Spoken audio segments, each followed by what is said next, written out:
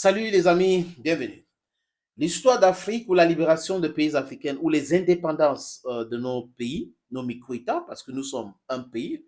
L'Afrique était un pays avant que les Européens ne se réunissent à Berlin en 1884 et 85 pour diviser les pays pour mieux les régner. Oui, la France a pris sa part, les Britanniques, les Portugais ont pris leur part, l'Espagne et autres. C'est comme ça qu'ils ont divisé l'Afrique. Ils ont commis un crime contre l'humanité. D'abord, avec l'esclavage, c'était un crime odieux contre l'humanité. Ils ont continué avec la colonisation. Et voilà les gens qui nous donnent de leçons aujourd'hui. Et néocolonisation, l'impérialisme, ils spolient le peuple africain de leurs biens. Ils volent nos biens. Ils créent une monnaie pour nous spolier.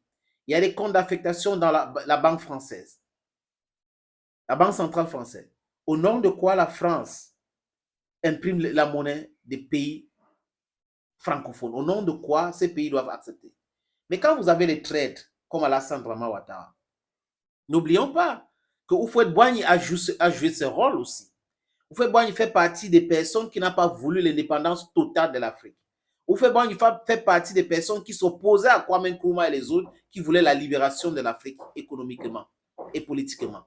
Houphouët-Boigny était le meilleur porte-parole de la France en Afrique.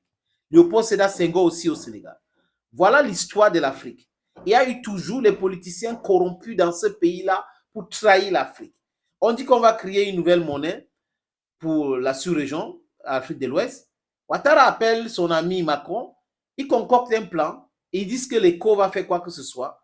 Et voilà que le Nigeria et le Ghana ont refusé ce plan-là, et ça n'a pas marché. Parce que la France voulait ajouter d'autres pays dans son histoire de France CFA là, codée. Petit à petit, si la France ne se réveille pas, la France officielle, pour comprendre que voilà des problèmes, les bases militaires françaises en Afrique doivent disparaître. La monnaie qu'on appelle franc CFA doit partir. Les amis, personne ne déteste la France. Personne. Personne ne déteste les Français. N'écoutez pas le mensonge. Les sentiments anti-français, c'est le mensonge. Les Africains ne veulent plus de la politique française vis-à-vis du continent africain. Un point, c'est tout. Il faut savoir faire ce distinguo-là. Comment est-ce que les gens s'expriment en français, en anglais? On dit que les gens détestent. Non, il n'y a pas ça. Nous sommes des enfants du bon Dieu. Nous avons le droit de vivre sur cette terre dignement, nous tous. Donc, les politiciens français, européens ne peuvent pas nous imposer la pauvreté comme projet, la misère comme projet. Et ils veulent que nous, on accepte. Et quand on commence à refuser, ils disent, on déteste les Européens, on déteste les Français. Il n'y a pas cela. Les Français vivent en Afrique. Personne ne les inquiète. S'il y avait cette haine-là, les gens devaient commencer à inquiéter les Français. Non, nous avons les frères qui ont pris la nationalité française. Nous avons les frères qui ont pris la nationalité des pays européens.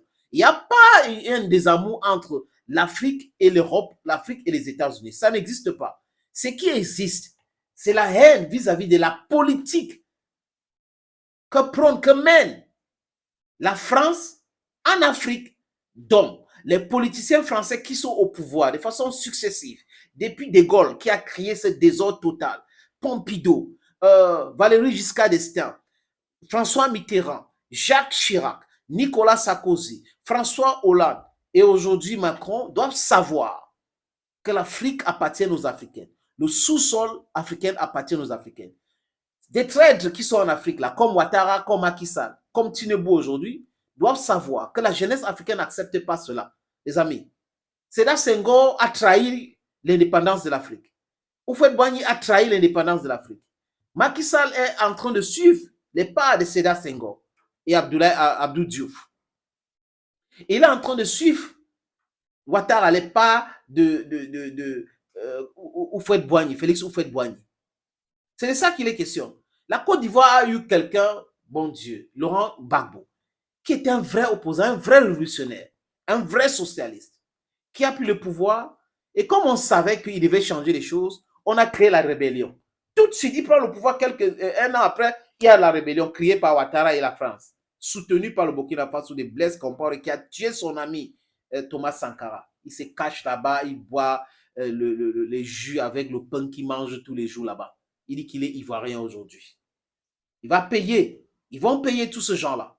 Donc, Cette trahison de l'Afrique continue avec Ouattara et Macky Sall aujourd'hui.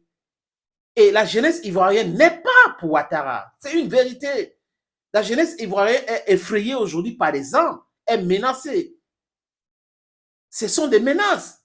Au Sénégal, exactement la même chose. Mais la jeunesse sénégalaise est vaillante, la jeunesse sénégalaise, par la confrontation, et très bientôt, ça va arriver même à Côte d'Ivoire. Parce qu'on voit ce qui se passe aujourd'hui au Niger. Les Ivoiriens, même les comédiens, les artistes, commencent à se prononcer. Et personne ne veut que son frère pas mourir au Niger.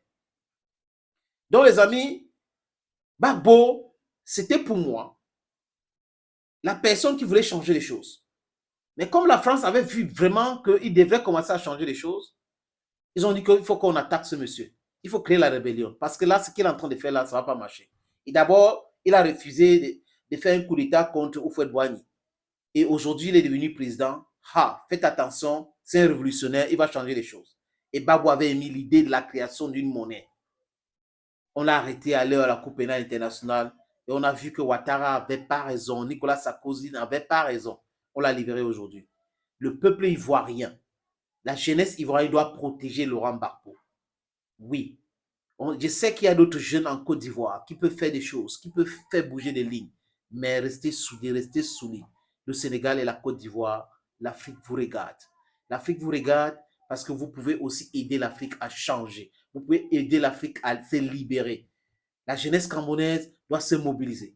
La jeunesse ivoirienne doit se mobiliser. La jeunesse sénégalaise doit se mobiliser. The Nigerian youths must mobilize. That's what we need to do to liberate Africa. South African youth should mobilize. I see the great work of Julius Malema. Others are doing a great job also. We need to win the war of communication. We need to destabilize these people and they should let us go scotch free.